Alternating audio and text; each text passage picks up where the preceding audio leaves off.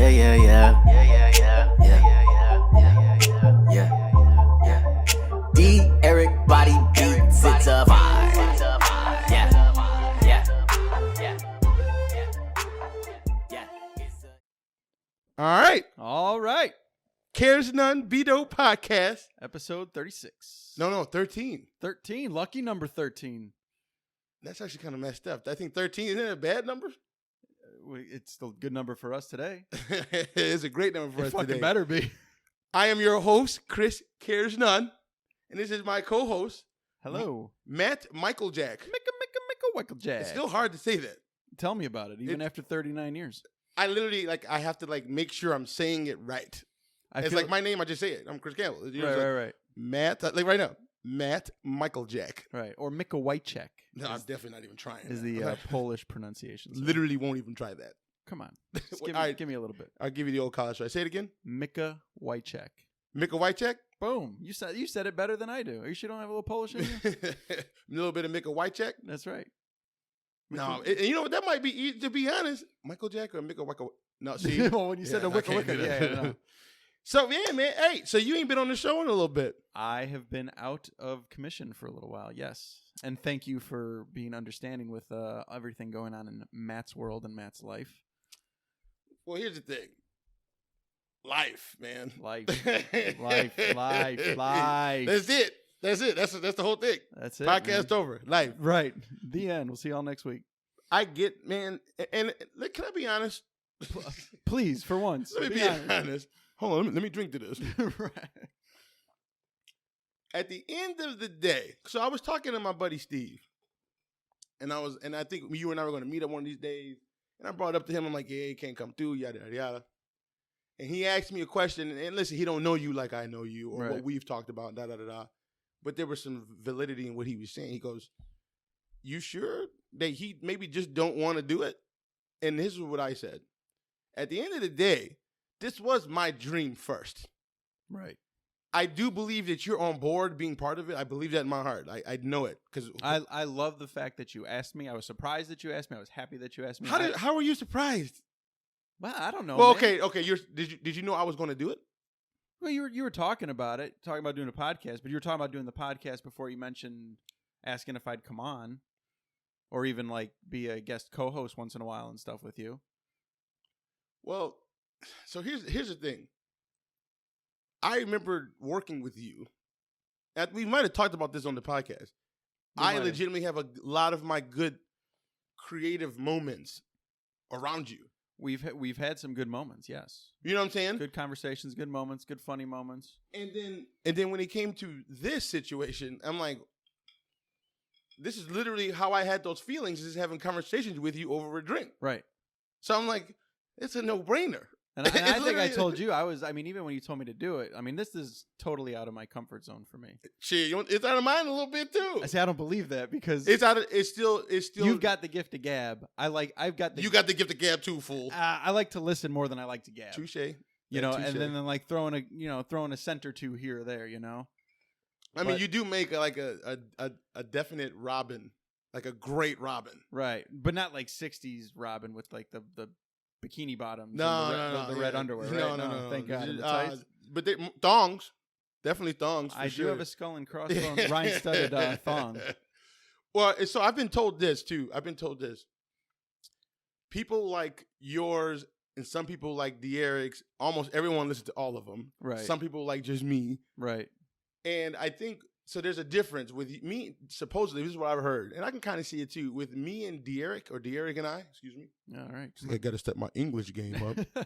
Derek and I are a little bit more like we're on the same page, but maybe we don't quite understand each other as much.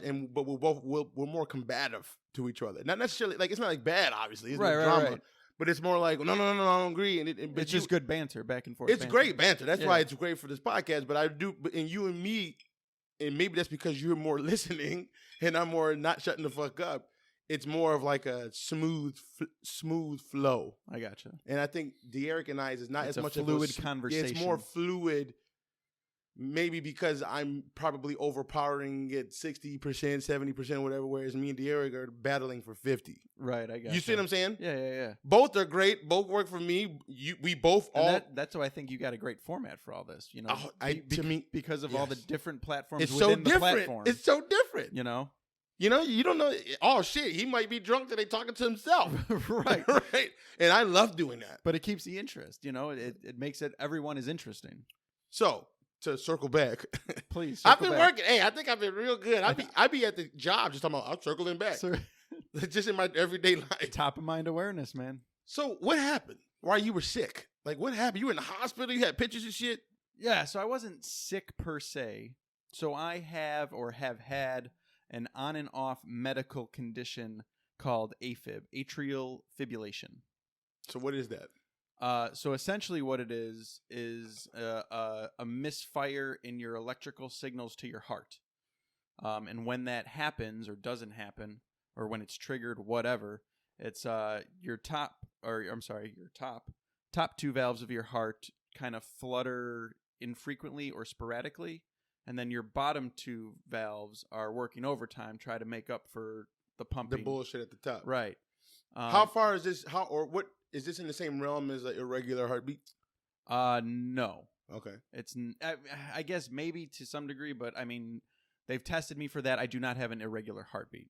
I have atrial fibrillation. Okay. Sporadic atrial. I'm not even. How do you know you're feeling this? So what initially happens is you'll feel. I'll feel like a little flutter at first. Okay, I'm sorry. What do you mean by flutter?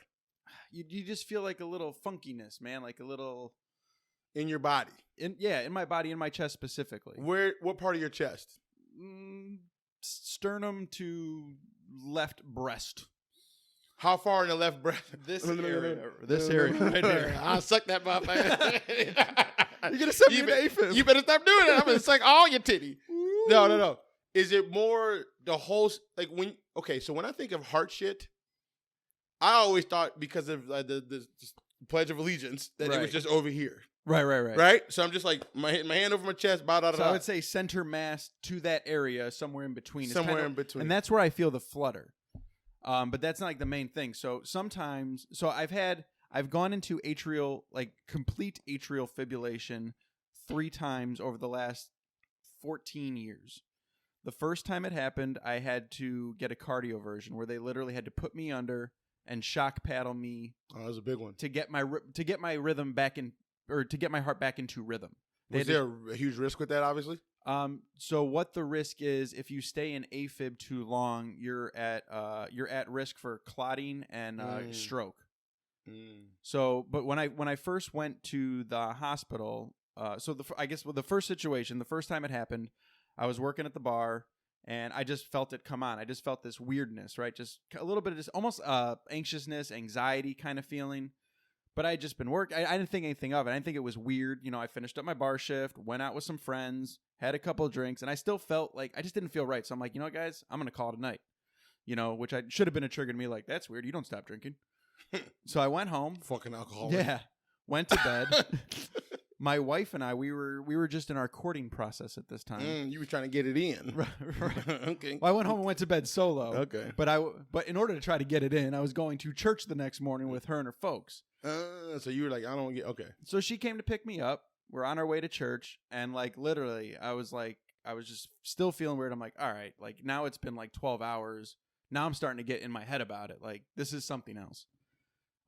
Church was in Elmhurst. I had her take me to Elmhurst Hospital. They checked me in. And when they checked me in, they couldn't even find my heartbeat at first because it was like in the low 40s. Because it was that low. Right. But then it would spike up to like 170. And that's like, so sometimes you feel like you're going to pass out. And then sometimes like you feel like you want to run through a fucking brick wall, you know, and that's just kind of the ups and downs of this AFib kind of deal. Okay. So they did a bunch of tests, you know, measured my heart, EKG, echocardiogram, blood test, you know, checking all your whatevers. They gave me some pills. Cause I guess you're not at risk really for pooling or for blood clots or strokes for like 48 to 72 hours. So you have a window. You know, so this now had been 12 hours, so they gave me some medication to try to regulate my heartbeat. They scheduled me for the cardioversion, said, you know, if we can't get you back into rhythm, we'll come back tomorrow at this time. We'll check you, and then we'll cardiovert you if we have to. So I went home. That's what they did.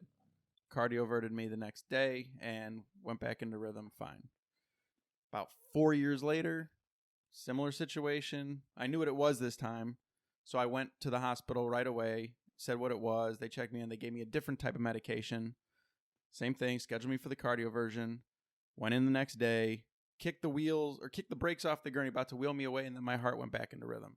So I didn't have to get the cardioversion the second time. Wow, that's cool. Right. And then now this last time, this was now almost 5 years after that. And same thing. As I was walking into the hospital, I must have converted back, because as I was checking in and they put me on the finger monitor there, they said, "No, you're in rhythm. Are you sure you're an AFib?" But you definitely felt what Yo, you knew. yeah. You knew. I knew. You said, I knew. Well, I know what the fuck this is. Right, and I explained to them, this is the third time I felt this. I tried to go out to breakfast, tried to, pass it on. I'm like, I'm here just, it's been 5 years since I've been in AFib. Just run the tests, just check me, make sure nothing's changed. And it was like, bet, and they did it, and you was good at the moment. And I was good, yeah. So it's just... You took that photo, and what you wrote, it was very, and I don't know if you did this on purpose, but it was very, it was disarming. You know what I'm saying? Right. You were like, no, I'm good. I know it looks crazy. Yeah, I don't remember. It was like Sunday fun day with the family. Yes, like which that. is totally like, okay, man, Right. being mad, But I was super, I was like, oh, shit. The fuck? Like, Yeah. what you doing in that? And it was scary because it's been a while since it happened. And, now flash forward 5 years, I'm 7 years into my marriage, first year of being a father. And so the mental game of it was higher for me. I tried to pass it off. I'm like, no, let's just go to breakfast. Like, I just told my wife, like, I am feeling something. Let's just go to breakfast, though, see if it kind of chills out. And then when we were sitting down, we had just ordered our drinks for breakfast. And I was getting to the point. Your drinks for breakfast? Well, Hopefully, like ice. hot tea. Oh. A decaf hot tea. I'll take a double vodka Sprite. Right. Pancakes. Had I not been feeling that, I would have ordered either a mimosa or a Bloody Mary. Okay. That's not bad. If you order a double vodka tall. Yeah, right. No. I got something going on in my heart. Give me a whiskey neat. Right. So, yeah, I tried to play it off. We ended up getting our drinks to go, and then she took me to the hospital. And how long was the whole process from that moment to going home? 3-4 hours. Okay. So, and it was probably mostly because you were like, still take the test, still. Right. You probably could have left, not that. I mean, yeah, because even when I was checking in, they're like, "Are you sure you want to admit yourself?" And I had a second there where I was like, do I want to admit myself and spend the money it's going to cost to go to the ER? Right. That's what I'm saying. But then it's like, what?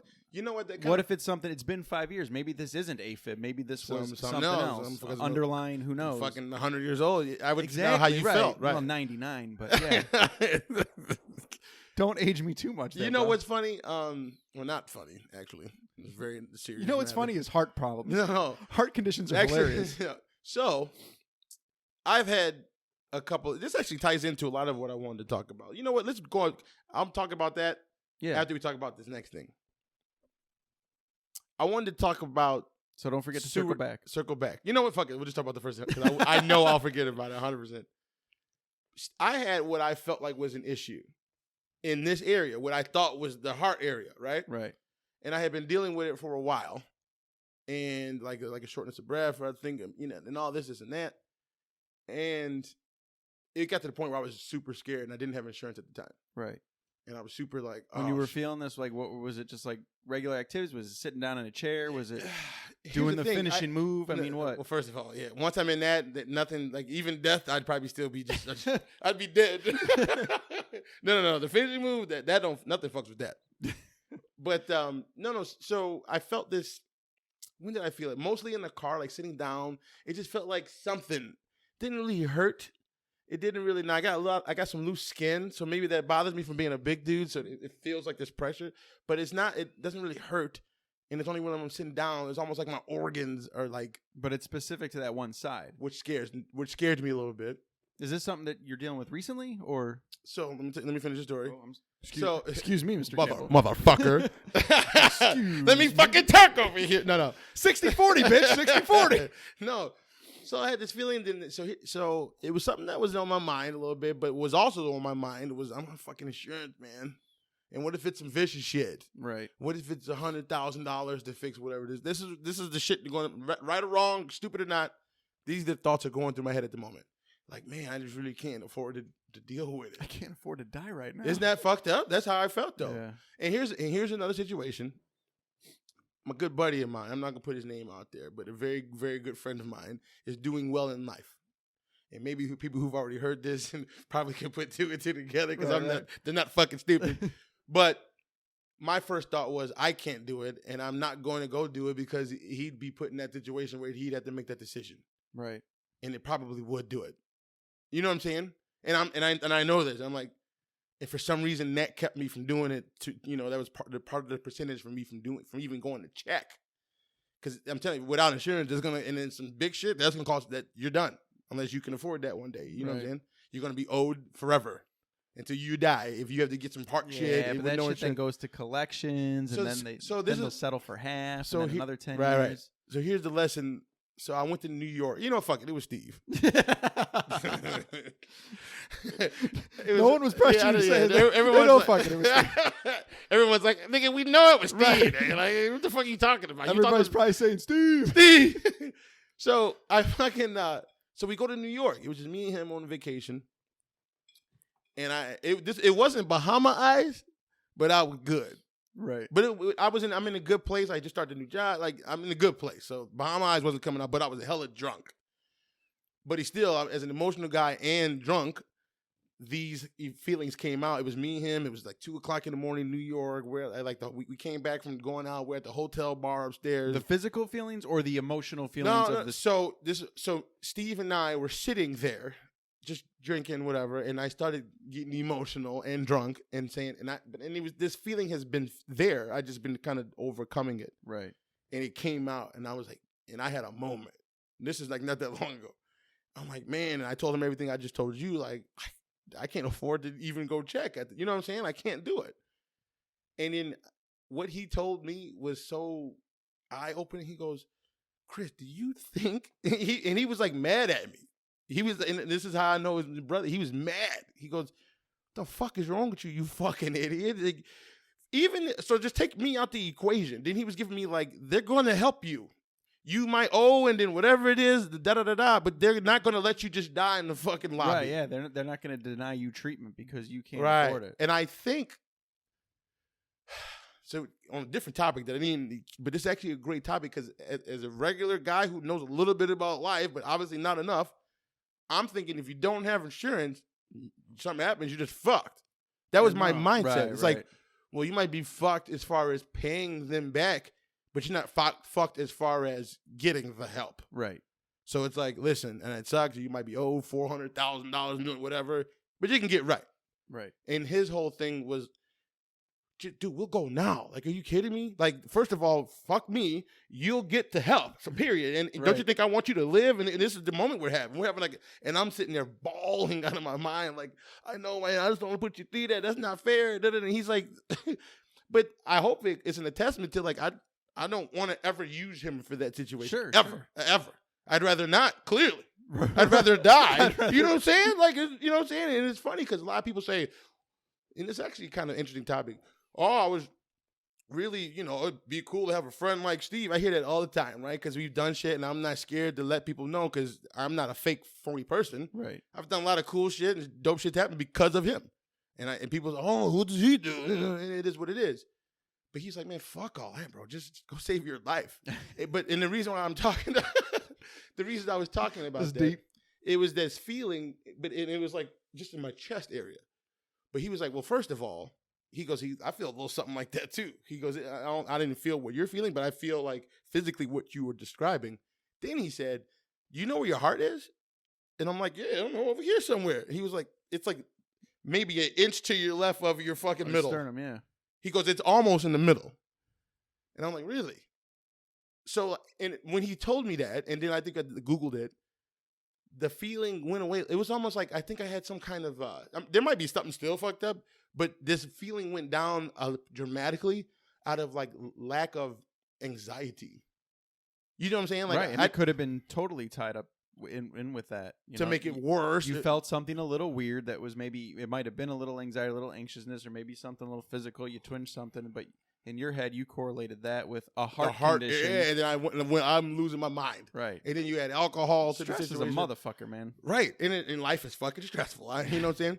So Amen. the reason I brought that up is because you were talking about the heart area, and I was kind of going through that. Now, full disclosure, I have insurance now. Yeah. Full coverage. Feel like an adult. Adulting. Yeah, it's like $300 too, and that's with the little bracket or whatever they call, like a little discount. Motherfucker was the insurance is no ho. $300 a month? $300 for myself. That's pretty good. Yeah, it's like, I mean, I'm saying $300. That's the car note. Yeah, that's true. You know what I'm saying? Yeah, that's true. And Steve was like, dude, if you have insurance, you get one free checkup. Didn't know that. He goes, yeah, just go and just get a checkup, just to know. Which is something scary about that too, because I don't think I've been to the dentist or orthodontist recently, right? Which I hated, and I got it, and it's over with, and I feel better now. Which, okay, it's probably not as bad as you think, but I hadn't been to the doctor in a hot minute, like for anything serious like that. Have you gotten? So you haven't even gotten like a physical or anything? Not even not in a couple years. No, it's been a good 3-4 years since I got in a physical. So it's like I need to go probably do that. Yeah, that's one of the things that I want to do this year coming up soon is do like a full battery of. Yeah, get the blood work, all that shit too. Well, not the blood work. I just got that done at the hospital. Okay. I heard that somebody I just spent $600 on that a couple weeks. Well, they ago. say the blood work's a good one though, right? Like blood work's a really good one. Yeah, but I mean, like I don't know, like I'm pushing 100. As you just mentioned earlier. 99. Yeah, right. I'm just an asshole. I said pushing. But I just feel at this age and now with the kid and stuff and with the little episode I had, I just feel like you want to be on top of shit. Just give me the whole battery of shit that I need right now at this The age. whole kit and caboodle. Give me the whole kit and caboodle there, son. You know what I thought? I thought it was kitten caboodle. It's kit and caboodle. I didn't know Which that. still, I don't know what that means. Hey, Google. What is kit and caboodle mean? On the website phrases.org.uk, they say, the CA and Kur may be related to the intensive German prefix GE, giving the sense, the whole boodle. Put it all together and you get kit and caboodle, meaning everything and all of everything. There you go. The last kitten. Oh, there you go. Clear as day.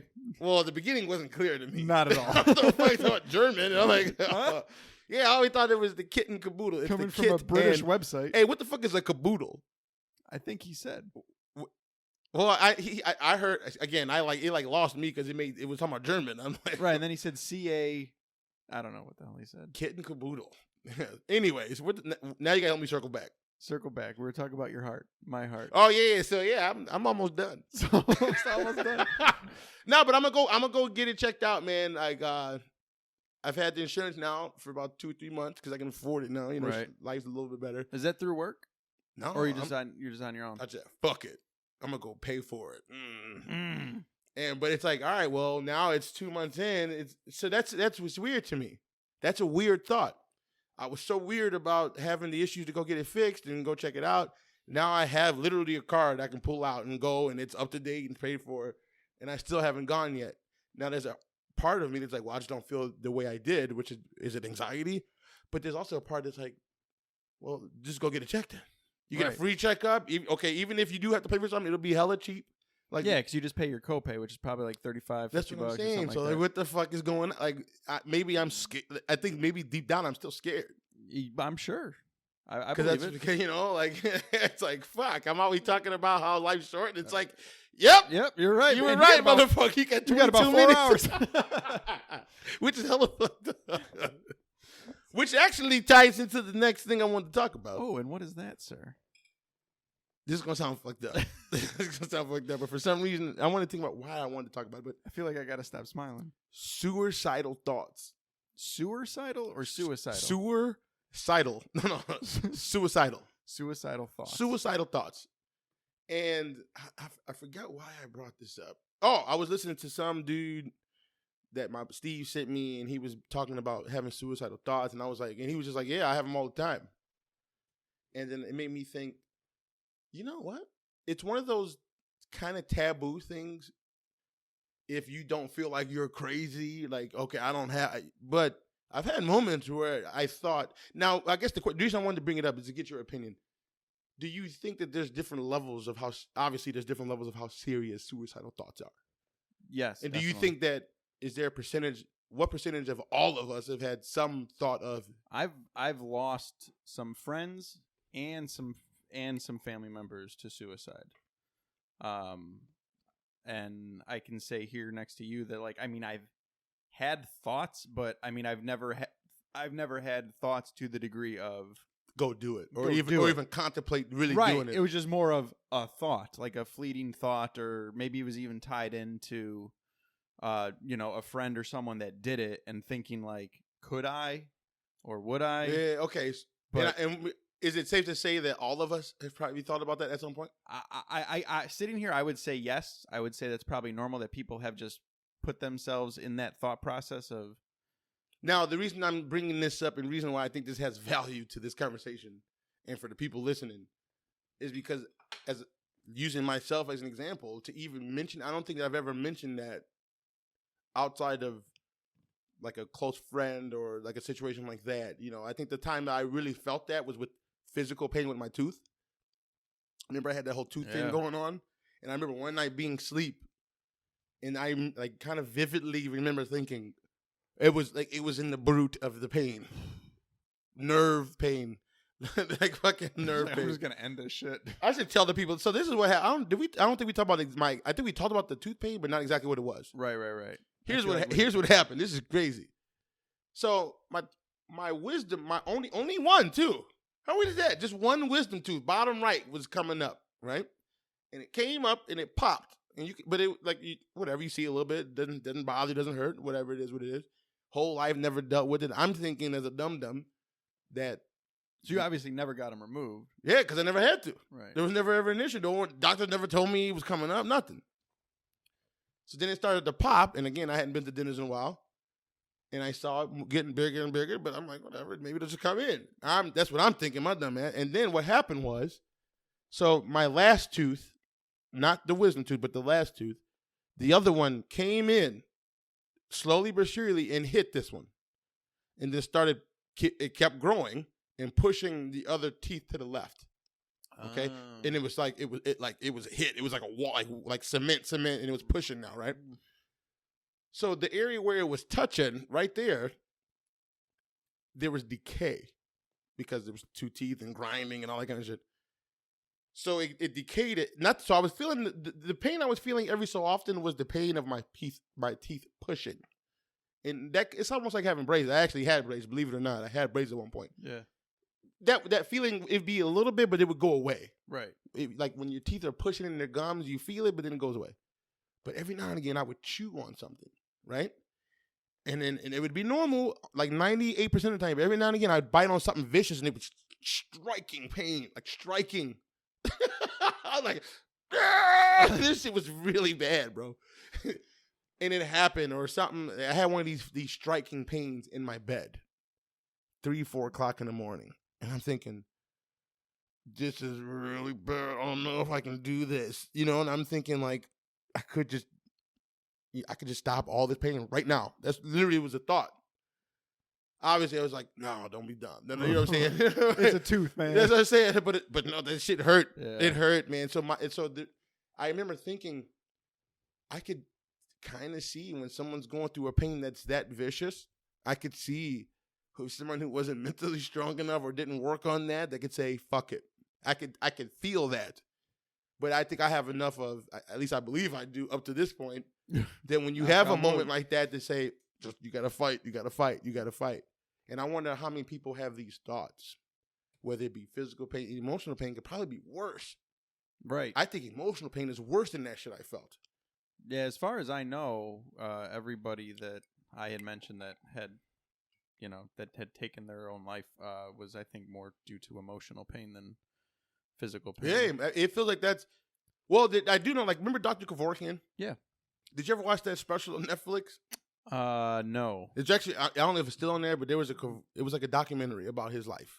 I am a fan of the Netflix documentaries, so I'll have to look into that. It's probably still on there. It might still be. If it was a Netflix original, I'm sure it's still on there. I don't know if it was a Netflix original, but it was on Netflix. Because I know there was another HBO did something too with Al Pacino. He played Kevorkian. It was like a docu-miniseries That'd be kind of dope. portrayed. No, by- this was like it was more documentary. Right, like, right. For real.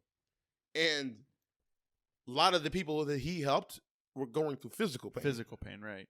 And a lot of people Like cancer patients, Yeah, or and I can imagine disability or whatever. I can imagine that, man. Like that pain. Now, man, there's some people who felt what I just felt in this area in their whole body all the time. Right. That's crazy. When you feel vicious pain like that, dude, it was so vicious. I was like, you would see me at work going, Yeah. And I you literally I can't do You nothing were a else. miserable cuss to work with those. I know. And I still had moments where I was okay. So that's No, you had more. I felt you had more ups and downs, but still, you could have. but when those- you hit your down, it's fucking awful. Yeah. And then just that physical pain will fuck you up. And I'm saying that as a person who felt it. That mental but pain. after you got that fixed, man, you were light and day. yeah. Light and day. Night and day. Night and day. Yeah. How many of them old fashions you have, bro? This is my second. Oh, okay. I had a couple shots though. Okay. I had a couple shots though of that lemon drop vodka you gave me. I like that shit. Oh, is that pretty good? Is It that tastes like a Smirnoff? lemon drop shot. Gotcha. Was that Smirnoff or was that Stoli? It was like some off brand. It was like not off brand. Give me some shit. Some No, bathtub. it was some. It just said lemon drop. That was off brand. It was gas There was station like an apple pie one. Oh yeah. It was like the same thing. One was apple pie, one was lemon drop, and I think there's another one. right, like a cinnamon something. Yeah. Yeah, I know what you're talking about. So I actually like it, like personally. I mean, it's alcohol. I drink your I know, piss. I know, man. Every time I get back over here, I notice how the bar is getting smaller and smaller.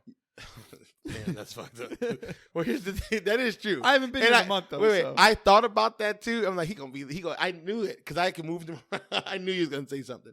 I just been too lazy to go buy it like more booze, I gotcha. like a lot of it. Because you never go to the No, grocery store. No. You never at Woodman's. I literally went to Woodman's yesterday to buy the booze I drink into right now. But for some reason, so maybe I'm bullshitting. Maybe it's because I want to restock, but I kind of fell behind on the little bit. Remember that whole thing? I wanted to make sure it just all right. So when this was getting a little low, Right. and I think I was just on the patch, like either I didn't want to spend the money at the time or whatever. But if you're gonna have a stocked bar in your house, you got to figure that out. Right. As well, especially if you're drinking from that stock bar all the time. Right. That's Yeah. that's the problem. I bet your cabinet of mixers is still pretty full though. Yeah. It's I mean, there's a couple sections that I use for the old fashions, like my Sprite, because I throw a little Right. Sprite in mine. So that section's depleted. Right. The Sprite. Gotcha. But I definitely have a ton of mixers. Like Yeah. that mixer is big. Well, you know why? Because I'm an alcoholic and I'm drinking straight fucking whiskey. Hey, Lent starts tomorrow. You know, maybe you can give up drinking again for 40 days. I'm definitely going to do that 100. I've been contemplating it. But I really like drinking. I know it's fun It's really fun. Especially, it's extremely fun. and it makes- relaxing. It's very relaxing. And then you get over like whatever you were worried about at all, it's like not even a fuck. Like it's and weed does that too. I like weed too. It's a distraction. What do you like better, weed or liquor?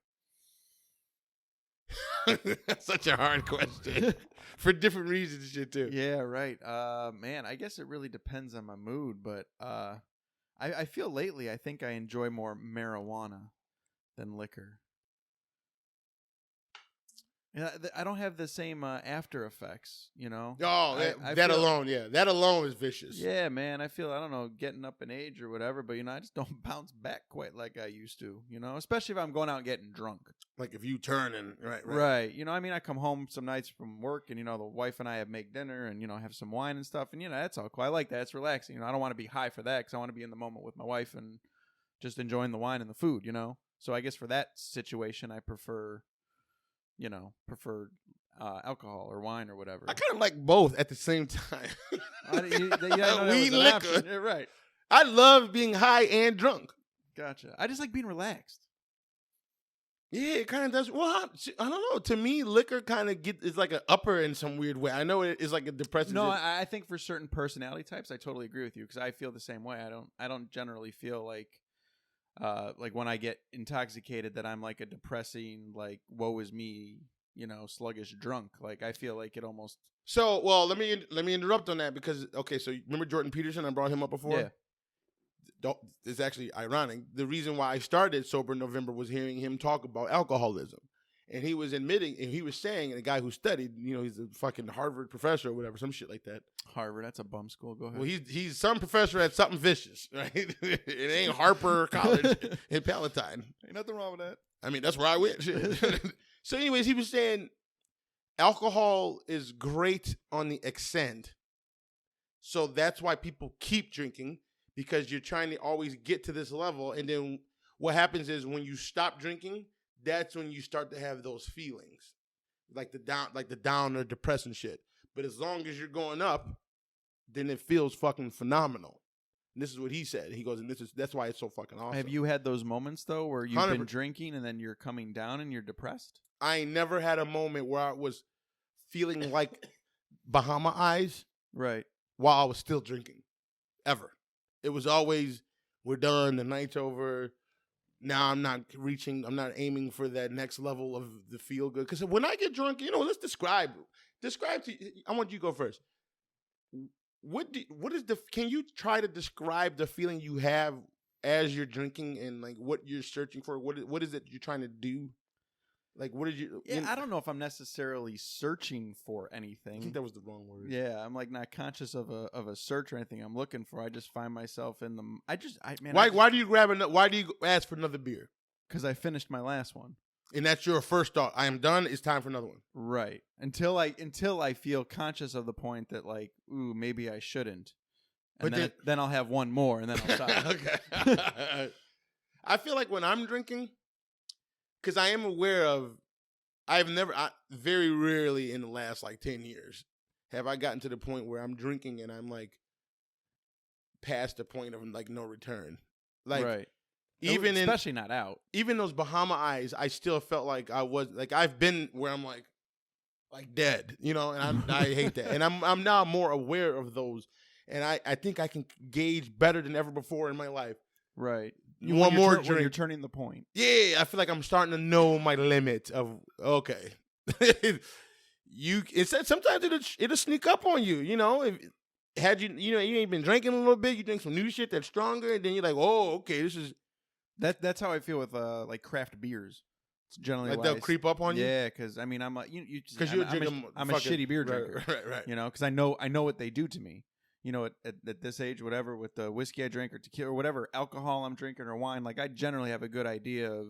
What about wine? How many glasses of wine until you feel like something's going on? So on a Saturday night, sometimes my wife and I, and you've seen my wife, she's a tiny thing. We can put down 3 bottles of wine, not each, but together. And are you obviously drinking more? Yeah. Is it 1 to 2 bottles? Yeah, probably. Yeah. So like 4 to 8 or no? Yeah. Yeah, about that. Maybe she's having 4 or 5 and I'm finishing the rest. See, I feel like if I'm doing just 2 bottles, I feel like I'm going to feel that. But I'm going to be great in the moment. I still think the wine high is the best of all the alcohols. I agree, but it's probably the worst hangover. It's the worst one in the morning. But to me, it's like the marijuana of liquors. That's what I've always said. It's like kind of like, especially if you got a little lady friend, you're talking to your little lady friend. She got a little wine, I got wine. And wine's the best for that for me. Like if you want some entertaining a female thing, wine, that's like my shit. But hard alcohol is probably the worst. Well, it's like a rocket fuel. I take 2 shots of fucking J-Mo, my dick out. I'm like, oh, shit. Where the wine at? Yeah, the wine, like I might just let you see the bolts. but if I'm drinking slow plate, wine's like the slow plate, right? But booze, like hard booze, that gets me there quicker for sure. But you know what? Hard booze, it's let's fuck. But can I be honest? Can I be honest? Can you please? I mean, we've been waiting since the first 10 minutes. When it comes to getting drunk with women, or even how about just dealing with women in general, I actually enjoy, shocking surprise, the conversation. I know everyone's shocked about that. Yeah. But I know like some dudes are just trying to get the da-da-da-da and dip out. Whether I'm talking to some random... I don't find that shocking for you. That's what I'm saying. Like, I don't think nobody does. Yeah. I think no one's like, oh, you like to talk. Okay, motherfucker, 60-40. More like 70-30. But I enjoy that part. So like one of my, like what I enjoy is lady friend come through. I actually enjoy cooking. Throw a little meal down, you know what I'm saying? Throw a little work, do my thing. She having a little cocktail day. You want to help? Like, nah, I got this. I got this. I got this. Just sit back. And then I'm, and I can snap off a little bit. I know you can too. And then we eat, laughing. I'm still, but now at this point, towards the, as a matter of fact, it's gotten me in trouble. I've burned the fuck out of myself. Like, I remember making some steaks, and there was some hot oil, and I'm like wasted. I'm wasted. It's a special craft, man. Cooking. Yeah, drunk. you've done it too, right? Oh yeah. Wait, you've cooked wasted. I have. Yes. It's a scary. I dropped those live lobsters in that. I remember. pot, Yeah. and it splashed like my face. Like I saw it like coming at my eyes. And I was freaking out. I was on the floor for the whole time. Like, I didn't know. I was like, baby, I think I burned my face. I burned my face. I remember, okay, so I told you I was making ribeyes, and I had this cast iron, and it was, I swear to God. Ooh, cast iron's the best, though, man, for them steaks. Oh, God. And it was a little oil. And I remember being drunk, I'm like, it's been sitting hot for like a month. I'm like, this motherfucker's hot. I was trying to get a sear, like a good crust. Well, But I'm also out of my mind wasted. And there's oil. And I just like threw the fucking steak. I didn't like do the whole like backwards, Right. I just kind of Away threw it in, from and that shit jumped up in my whole arm. And I'm like, ah! Oh my God. And when you get burnt with oil, you can't see it right away. Right. I'm like, So nope. that shit starts bubbling up. But I'm like, oh no, it's gonna be bad. And I was like, I just burned my. I felt like some Marvel. You gotta go. I feel like I was coming out the fucking oil, man. And then it started pussing and bubbling. You fucking touch it. That was So, full disclosure. PSA announcement. Don't take shots of anything while you're cooking steaks. Right, with a cast iron skillet. Don't do it. Just don't do it. Because it's dangerous as fuck, I've learned. It could have got way worse. Oh, totally. It could have been way worse. Could have been on your face. So, the suicidal thoughts. Talking about killing stuff. Circling back. So, I want people to know that you ain't the only one. No, definitely not. I think all of us, to some degree, have had that thought of, it'd be a lot easier if I wasn't here. Clearly. But I would say, though, if people are having those thoughts on the regular. Right. I don't have it on the regular. They should talk to someone about it. If you having those thoughts regularly, definitely holler. Oh, there's nothing. There's a hotline. Oh, I wouldn't. Yeah, I got a little work. Real talk. It's 3 letters. You remember like 911? Right. 3 letters. God damn it. 3 letters. My dumb ass. It's 3 numbers. Cut. Hey, can we do this again? So it's 988. 988 is the new suicide hotline. 988 new suicide hotline. Yeah, 98. So if anybody's, Find that's real yourself talk. That's real talk. It's real talk. You find yourself in a dark place and you don't have anybody to talk to, dial 988. Because I had I get it, you guys. Oh God, I get it. I get it, man. Have you lost anybody to suicide? Friend of a friend or a friend, definitely relative? Friends of friends and people high school. Yeah, definitely that. I'm trying to think of like anybody like close. No. However, I've had some close friends definitely talk about it on some real shit to like this thing. Talking to you about it. Yeah, there's a thing. And I'm like feeling there. And you know what? And this is a gift and a curse. But I'm gonna say more gift.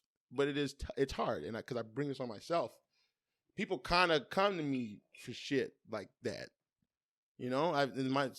Especially since I've been out there pushing this shit. But even in my life, like when somebody's going through some tough shit, they just for some reason feel comfortable confiding in me with it. You got that type of personality, man. Though I mean, you got a big heart. You're a good listener, and you like people, and that radiates. So you're a person that people probably feel comfortable talking to because they feel like Caresnone, no judgment zone. Like I can come to you with my shit. Judgment, right? Oh God, Oh God, don't judge me. I'm the crazy man. I kill everybody in this motherfucker. I feel like Mike Tyson. Speaking Without of, the hey, tattoo. you got to check out his podcast. He's got. I don't know if I could listen to him talk for an hour. Awesome. It's awesome. Is it awesome? It's awesome. It's totally It's awesome. totally fucking. I'm gonna beat your fucking ass. No, and he laughed. No, so did you know this about? Okay, let me ask you an honest question. Yes. What would you say you know about Mike Tyson right now? What would you say you know about him? What would you think who he was? Absolutely nothing, man. I mean, outside of his little acting stint he did in the Hangover movies. Okay, so And that was the first I knew anything from him since the late 90s when he was beating people up. Okay, or when he was mid-90s. fucking vicious. Okay, Yeah. so would you assume that he was still on some of that, or that he's not on that? Still on some of what? Like his craziness when he was going to prison and as a boxer, when going through real life, No, I would. I guess. what would you have assumed? I would assume there's probably still some of that there in his physical, mental makeup. But seeing how he was like in The Hangover and some of the interviews he did, like post movie, or You like, could tell it's gotten better. right? He Okay. seems like a much more chill dude, or he's got a better handle on his own life. But I'm sure, man, So if you poke the bear, enough times, like that crazy could come back out. So check this out. He was on the Rogan podcast, and that's when I first knew that this ain't the Tyson that we all knew. The Right. motherfucker who was the baddest motherfucker walking. Baddest man on the planet. You know what I'm saying? Literally. Like, Tyson walks in, the world knows it. Like, he might be one of the most famous people of all time. Yeah. I really believe that. Tyson was a motherfucker, right? And he was savage. Remember that one scene where he was talking to the fucking guy, the reporter? Somebody in the background, like a reporter, goes, "Put him in a straitjacket." Tyson, this is right when he got out of prison, he lost his fucking mind. No, I don't think I ever He saw that. lost. He goes, I don't even want to try to. Is that the one where like He was wearing like a black, like, I'm gonna fucking. eat your children? Yeah, that one. okay, Yeah. yeah. He goes, I guess I didn't know what led he goes, up to I'm it. gonna love you. He goes, I'm gonna fuck you till you love me, faggot. That's what he said. It was vicious. I was like, whoa. First of all, you can't even get away with saying it with that context. Oh, right. If I get in trouble for saying that in the context, then fuck it. I don't deserve to live. But he back then, it wasn't as ridiculous. Right. He was savage. The reason I brought that up is he was really out. But he talks about it. He's been doing like mushrooms and shit. I swear to God, he's doing this shit called the toad. You ever heard of the toad? No. It's like, I think you're like literally taking pus from a toad or some shit. I don't know. Oh, I've heard of people licking toads. Hey, too. Google, what is toad when talking about hallucinogens? Oh, there you go. Yeah. I found some information for how hallucinogens work. Would that help? No. Okay. Okay. He goes, it would, you piece of shit. Hey Google, can you get high from licking a toad? Great question. See, you're better at this. Here's a summary from the website latimes.com. Hate you. Licking toads will not give you warts or produce a fairy prince, but it might get you high. It isn't exactly an epidemic, but the Drug Enforcement Administration says toad licking is the latest way to hallucinate. They're beautiful toads, Sager said. Sater said, Is that the kind of toad? I think they're going to get better. Like, that's that Google robot shit. Gotcha. One day it'll be talking like, you can like download my voice on your Google. Hey Google, what kind of toads can I lick to get high? Black toad. On the website Quora.com, they say, TLDR, no, you cannot get high or hallucinate by licking a toad. But if you milk the gland of the Colorado river toad, you can dry the liquid, smoke it, and have a mild trip. So we just got two different things Yep. from two different websites, obviously. You want to go to Colorado and get some toads? I would do ayahuasca though, and I'm dying to do DMT. Hey! This is a full not even disclosure. This is full fucking. I need your help. You know anybody got some DMT? I swear to God, I would do that. I don't even know what that is. Hey Google, what is DMT? This is the Google section of the podcast. According to Wikipedia, N-dimethyltryptamine is a chemical substance that occurs in many plants and animals and which is both a derivative and a structural analog of tryptamine. It can be consumed as a psychedelic drug and has historically been prepared by various cultures for ritual purposes as an entheogen. Here's what I know about it. First of all, Rogan is a full-fledged endorser. Yeah, you've mentioned that. Full-fledged endorser, right? And supposedly this shit, it's now. And the reason why I'm willing to talk about, because I remember drugs had like a different meaning to me growing up as they do now. I would have thought like, damn, acid, LSD, that was like the worst shit you could do. You know, I was thinking that was some of the worst shit up there with like crack and shit like that. I, as a person who has done a few drugs in my day, those to me are actually literally positives. Weed and psychedelics are positive. Liquor is probably the worst of all of the drugs. Of all the drugs, based on all of the factors, I would argue liquor is the worst of all the drugs. One, it's the most readily available. Right. Two, the most people literally die from alcohol-related injuries or deaths daily. Literally, that's a fact. Drunk driving, fucking liver, it's a real thing. I'm not making that up. You ain't never heard of a motherfucker dying because of an OD on LSD. You never heard, I don't know. Have you ever heard of that in your life? I personally have not heard of it, no, but it's also not legal. So I mean, there's no. So no here's the conspiracy. Here's the conspiracy, though. You know me, I'm a conspiracy guy. As a person who has done these fucking psychedelics, I've done it 3 times in my life, and every 3 times, and then going back to circle back, Tyson has also been doing fucking life change. Like, I do cold showers, I do the float tank, I do a lot of these different things. I started beating with me the last episode. I talked about that. All vicious, life-changing things. Psychedelics were by far, overwhelmingly, the biggest things that changed my life. By far. But, I thought they were ridiculous, right? I'm like, who would ever try some shit? Why you want to be that not of mind, right? And I had this just theory. I just had these thoughts of this the worst shit ever. Like I was kind of programmed in my life and the things I've read that said, don't do that. If you're going to do anything, don't do those. But listening to Rogan, who I trusted, right? He was like, you got to do it. I'm surprised. Do it smart. And here's what you do. If you're going to do psychedelics, make sure you're doing it responsibly, like any fucking drug, like Tylenol. Like if you're going to take a Tylenol, you can take it, just take it responsibly. Booze. You can have a couple glasses of wine, but when you're fucking pounding a bottle of fucking Jack out the goddamn bottle, right. That's not responsible. You're about to kill 2 hookers and there's cocaine on the table. And now you don't know what the fuck is going on. So yes, but you should probably lay off on everything in moderation. Everything in moderation. But so I went into, he goes, you got to go into it as a tool, as a fucking medicine. You can't go into it with like a turn up. You can't do it like, for instance, I can drink to say I'm about to have a good time. I have never done a psychedelic for that reason. I've always taken a psychedelic to say, I'm ready to grow. I'm ready to figure something out. So you didn't start doing the psychedelics till you started listening to Rogan's podcast? 100%. Gotcha. 100%. And then each time, so you said you've done it 3 times. Each time that you've done it. Epic. Trying to learn something or grow or whatever. Yeah, Were you by yourself doing it? No, I've always done it with people. The first guy I've ever done it, I did mushrooms, which is like natural as fuck, right? Right. And he was like, I'm telling you, life-changing. And I trusted him, and we sat on this couch, and we just shot the shit. Just shot it. And then we had, like, it was so much growth in that fucking 3-4 hour span. It was epic. And then I remember waking up just like a new man. But here's the thing. I'm not about to sit here and sugarcoat, which actually brings me to one of my topics, being vulnerable. Try to circle back around.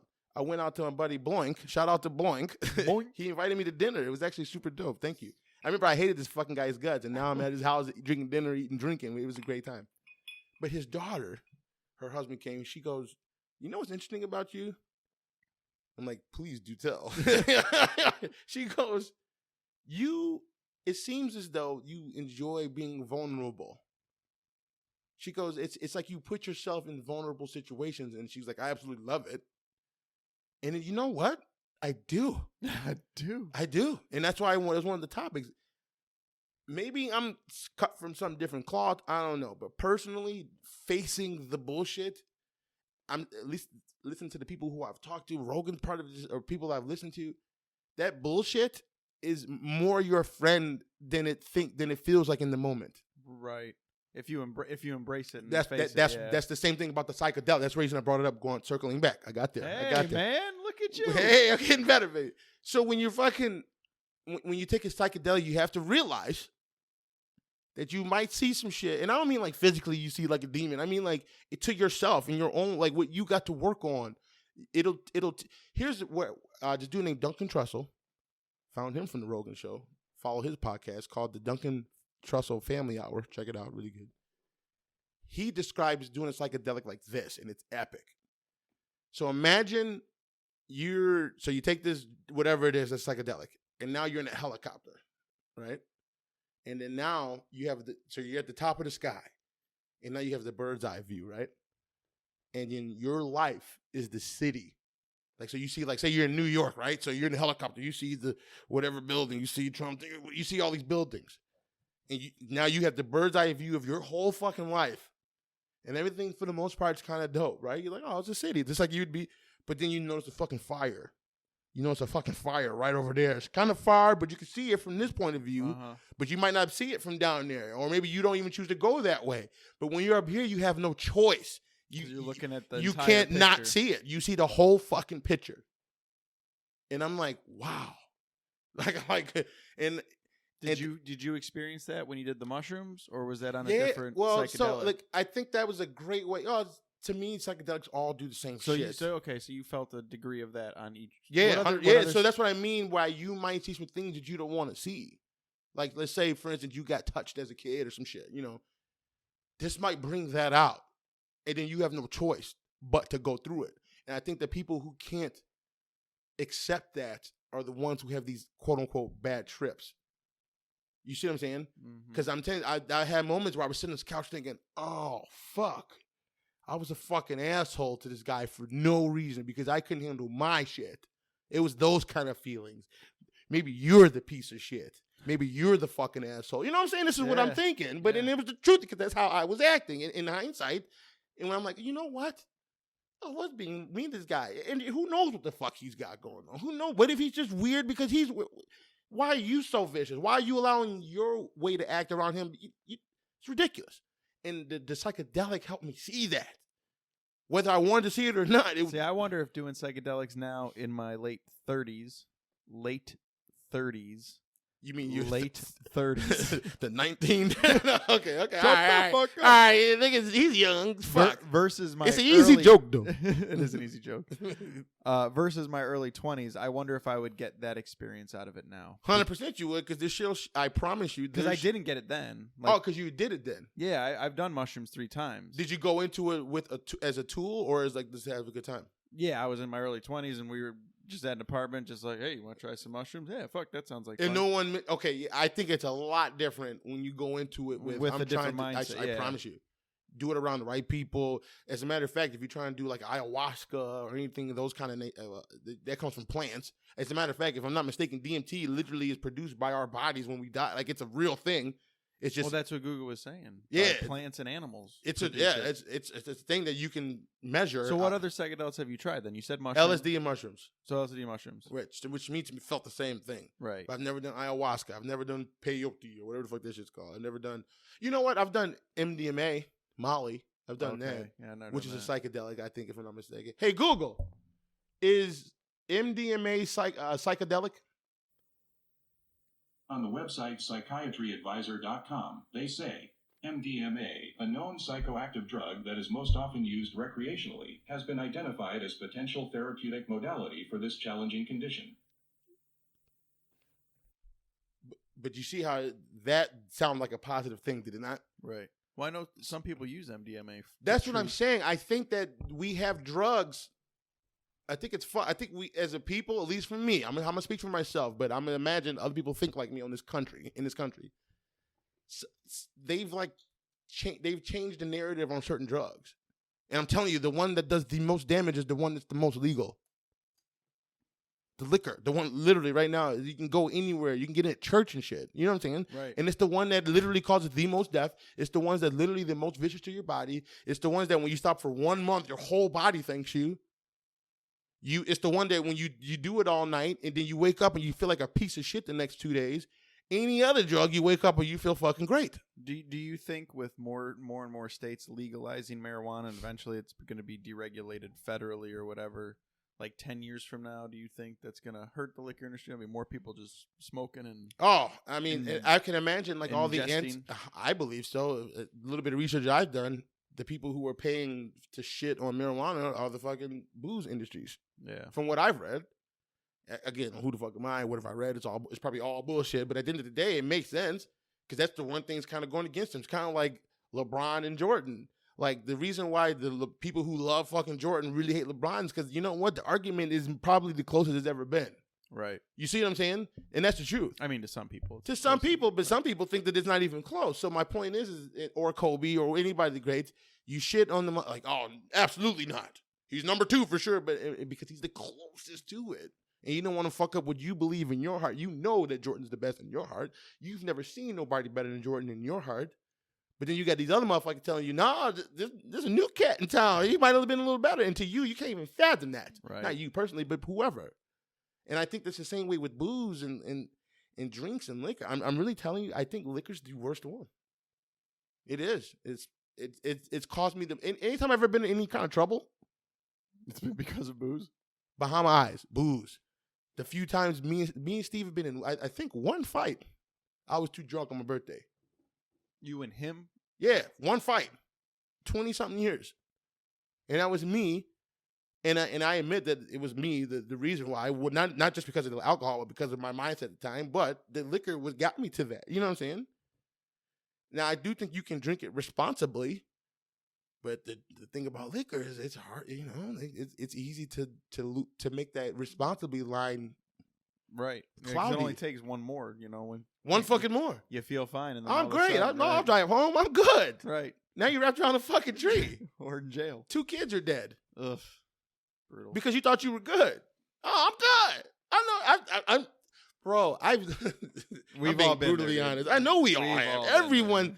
dude. I've had moments where, and the older I get, the more I'm like, I'll be like, whoa, no, and just sleep in my car. I know there's rules and shit. You sleep in your car, whatever. Da, da, da. I'd rather do that than keep driving that fucking car. I know that feeling, and I know people who will continue to drive home with that feeling. Once you say, oh, because we've all been there, you had that moment where you say, yep, I thought I was good. I'm probably not. And then there's those moments where you're really like, oh, shit. Oh, God, I should not be in this fucking car. It's fun because I can't even open my eye. Right? You have one eye closed trying Gotta pull over, you guys. Yeah. Now, and here's the problem. Let's be real. You know, we the Caresnone podcast. We're going to be real in this bitch. 0.08.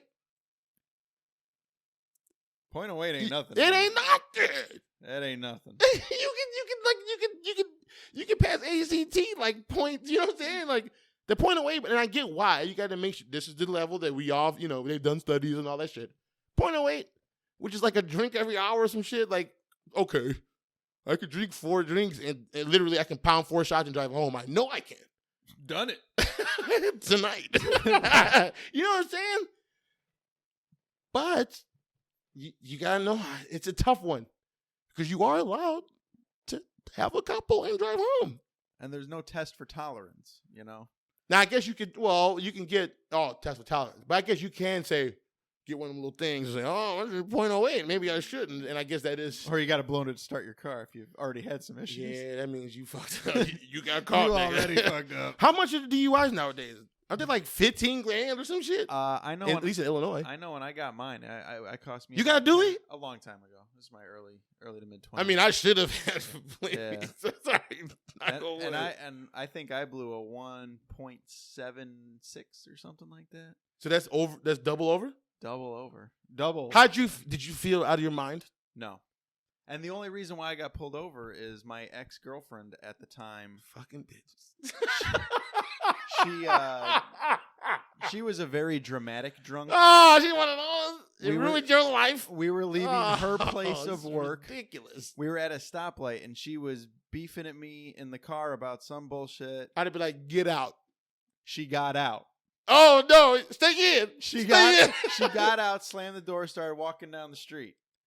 I started going. All right, yeah. Right, I would have, I'd have been going. Right behind me was a cop. So she got out, like, at the stoplight, right in front of the cop. The cop was right behind me. The worst timing of all time. Right. So, like, I pull away. I'm like, fine. I scream out the window. Fuck you, then. Oh, you that know? could have fucked you a little bit, baby. So then the cop pulls me. He's like, domestic. So what happened back there? Everything all right? I'm like, yeah, she's just fucking crazy. Like, you been drinking? Smells like booze in here. I'm like, fuck. What'd you say? I said, yeah. We just left her. But, you know. Okay. Well, full disclosure. Right, yeah. Well, you know, hindsight I being know. 2020, man. Like, what the fuck? I don't give a fuck if my eyeball is in my butthole. I ain't had a drink, officer. Right. I'll. And that's what my lawyer said. He's like, I'm next to time, drive the drunk, officer. next time this ever happens, Just go to jail. I don't care if you have a beer in your lap. You say, nope. Now, hey, are we bogus for telling people this? I don't know. We'll find out when you air it and they comment. Yeah, on when it. I go to jail, because you've been helping the minors drink. I don't know, some dumb shit. Hey, okay, if you live in, I don't know about the other rules. If you're in Illinois and your ass is out here and you get pulled over by the peoples, under no circumstance. Well, first of all, we should say, if you've been drinking. You should never drink and drive. Especially nowadays. I mean, it's so easy to catch a fucking Uber or a Lyft. $6, $10, $20 to get home versus $10,000 or costing yourself or someone else their life. Because that's what it is. It's like, oh shit. It's here's what people think. Here's what I've thought. Let's be honest. Oh shit, Uber's gonna cost like 40. Right. Wait, there's 40 bags, so that's 80, and then I gotta go to work tomorrow. That means I gotta get up extra early, and so it's like 80 plus some Plus time. Yeah. I could just drive home and just the risk and here's what's fucked up. The odds are in your favor. Oh, totally. That's what's fucked up. So Totally. it's like a gamble. There's more of us drunks on the road than there are police Which officers. is actually hella scary. Yeah, right. Everyone's just out of their mind. Just everyone's just driving. Just bumper cars on a Saturday night. Fuck that. But Steve always says, and it's a good point. He goes, "Well, you're making a bet. You're gambling. Are you With good your money and your life. and your life? Or someone else's life. And to be honest, that's probably more fucked up. But again, that .08, that ain't shit. It ain't shit. No, man, shit. I mean, I could literally, finish one of if I would have finished this and just got in my car right now and blew, I probably would have been like a .06. Right. After one drink, that close. So what? So I have another. But I'll be honest, I don't give a fuck unless I know I had one drink. Not even two. If I had one and I was like, all right, this party sucks, and I get pulled over in that situation, yeah, I'll blow. If I had like 2 drinks or more, you officer, take me to jail with my camera out. Just See, in case. I didn't blow on the road. I did tell him I was drinking. I didn't blow curbside. That's still fucking caused. You let him know you were drinking, whereas you can't Right, prove if you never. I don't know what you're talking about, officer. Yeah, but either way, so they took me in and they said I had to blow there. Otherwise, Otherwise, what? Otherwise, it was it was automatic jail time or something, and I didn't know, man. I was Right, fucking you were young and take his head. first time I'd been They arrested, got your I was ass. scared. Yeah, right, exactly. Yeah, you don't fall for their shit. But the DUI got thrown out in court, though. The cop didn't show up. No, he showed up. So what happened? I just got more of a fine. They just said that I was very pleasant to deal with, and I was making everybody laugh in the station by singing while I was in the holding cell. And they said he's obviously a good kid. He fucked up, So if we can just reduce it to reckless and up his fine, we're good with that. That's such a very valuable lesson. So There's such a and I agree with that too, because that's kind of the I've never. All right, we're getting a couple minutes. We get ended soon. Sure. 107. However, the whole blacks getting killed by cops thing. This is a touchy subject, because when I see the shit, a part of me goes, "Damn, y'all was going ham. Like, don't fucking like these are human beings. At the end of the day, I know we think that they're officers and but they are people who have thoughts and they're scared and it's their life and they got kids. Right. And so, again, I'm not about to sit here and say there ain't cops out here on that bullshit, because they're totally towing that bullshit. However, personally, I'm playing cool. Now, I know some people say, well, that's bullshit. Their job ain't to make you feel that way. And to some degree, yeah. Their job is to serve and protect, not to fucking keep me out of trouble. To me, there's a difference. Literally, it says on the cops, to serve and protect. right. And making me feel scared for anything that doesn't, to me, fall in any of those two words, serve and protect. Like, you're supposed to be working on my team for me to a degree. That's how I think. But that's just not the way it is. Like, they're out here patrolling the situation. But your story proves, like, sometimes you gotta, I get it, man. I get it. Play cool. Just be cool. And sometimes you know what? you can't be cool, but Oh, look, yeah. Some situation you can't be cool and they gonna beat your ass because it is what it is. You're a dead motherfucker. You sold some cigarettes, you're dead. I know it's fucked up, but that actually happened. The motherfucker was selling loose cigarettes and they killed his ass. But my point is not even talking about the cops. even just smiling, like at Chipotle. I promise you, I have gotten used to just smiling, just being more pleasant in everyday situations. That's probably why I'm great at the serving job, right? Because I'm just pleasant. And I give a fuck, right? Just like you. You're pleasant and you give a fuck. That's it. It didn't like... Secret to life. It's like it's really Just simple. be pleasant and put a little effort, man. Just a little bit of effort, yeah. And if you go ham, you're really good. If you go ham, that's some shit that you're cold. But if you just fucking be pleasant... And listen, that doesn't mean not stand up for yourself and shit. Again, if it's a bad situation, then I do believe I'm as close to an alpha male as I've ever been. You got to stand up for yourself. Yeah, you can't let people walk on you. Yeah, for sure. yeah. And but being pleasant is a motherfucker. You know how much extra guac I get for free all the time? I'm dead serious. I get free shit like that all the time where somebody goes, you know what? And I'm like, oh shit, man, I got some gum or something.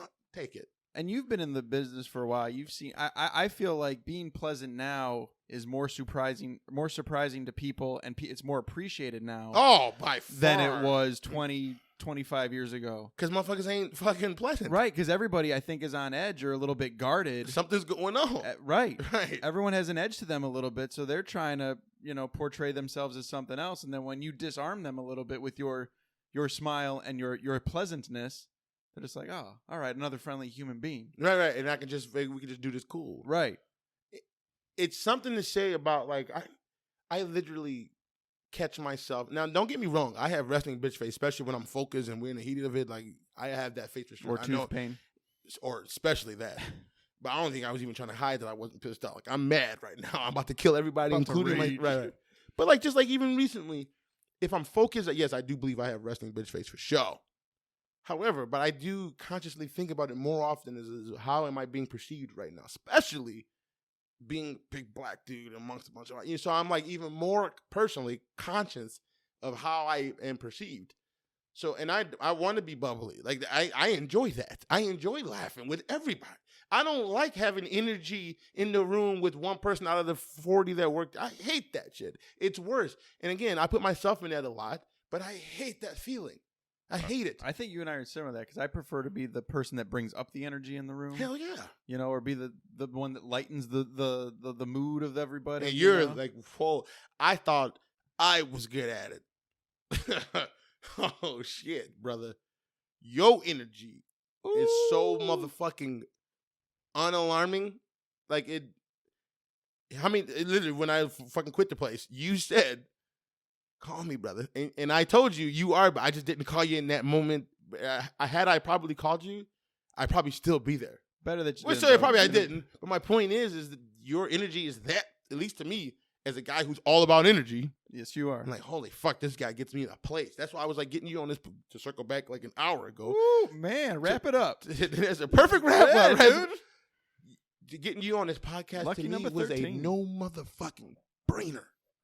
No brainer. So when you going through some shit, brother, I'll do 15 straight with Derek. I'll do 15 straight with myself. But I need to just make sure you always have at least a moment where you get your ass on here. I appreciate that, man, because I need this too. I love being here with you. I love doing this. Is uncomfortable for me at times, but once we get into it, start chopping it up. Like right now, is it uncomfortable at all? Not at all, man. In fact, I feel lighter. Right. But just sitting here, just jawing with you about whatever for. And we're helping people, man. And it's all good. Helping me, helping you, helping everybody. So helping I always say this. I do all this shit trying to help other people, but at the end of the day, it's a selfish act. Here's the reason why. Because I am getting value from this. You know what I'm saying? Mm-hmm. One, I'm getting value from people we talked about this when people say, you've changed my life. You're doing this. I love what you feel good with that. Right. Period. But it's like my form of therapy without going to fucking therapy. Certainly was mine tonight. You know what I'm saying? And Agreed. same thing, and every Sunday with Steve, we do the same thing. We literally do this, just not with the mic and shit. You know what I'm saying? But it's literally the same thing. Literally the same thing. When's he gonna sit in his stool, man? Yeah, bitch ass nigga. Hey, talk to him. Hi, Steve. Hey, bitch. He want to talk to you. What's up, bitch? Hey, Steve. Steve, Matt's got something to say. I don't think you're a bitch, Steve, but I would like to meet you. Nah, sometime. he a bitch. Hey, man, that's Chris. That's your boy talking. Your boy of 20 plus years who loves you very much. He says it. I say out of love. This is the 13th podcast. He's probably mentioned your name at least 13 times plus per per episode. Hey, that's gonna be an episode. And me and Steven talk about it. But I think there's a little scary at him. He'll do it. He's been on other podcasts. Yeah. He'll do it. It's just a matter of. I'm sure he'll do it. I promise you, because I'll just keep calling him a bitch, and he won't take that. Boy, you just some kind of a bitch. But what I wanted to do, the idea was to get him on that flow tank, because I want to talk about that in detail, and then have his true experience right after it. We have a podcast, because I know how I feel about it, but I'm also biased because I've done how I feel about it. Right. He's gonna do it. Get on a podcast. Boom. How you feel about it? How dope would that So be? he hasn't done it. No.